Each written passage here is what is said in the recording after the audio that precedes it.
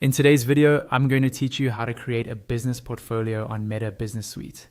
Before we dive in, make sure you're logged into your Facebook account on a browser because Meta Business Suite is tied to your Facebook profile.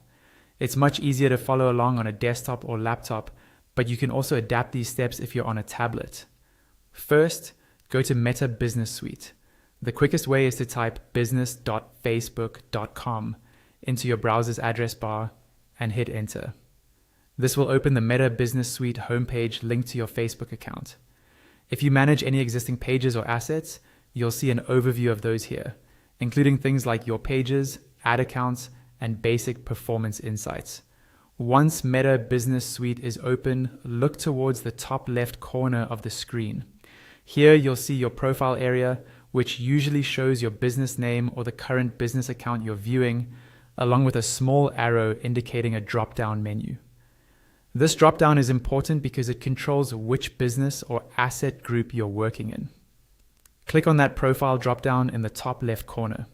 When you click it, a menu will expand, showing you any existing business accounts, profiles, or portfolios you might already have access to.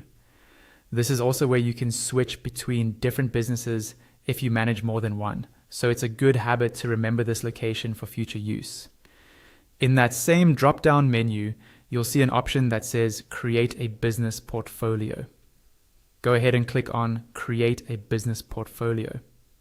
This is the key action that starts the setup process.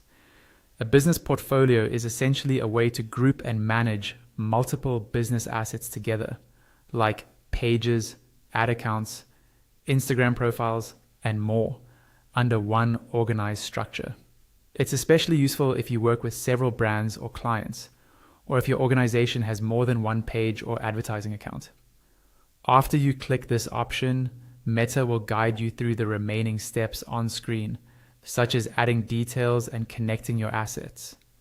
Take your time with those prompts, making sure the information accurately reflects your business.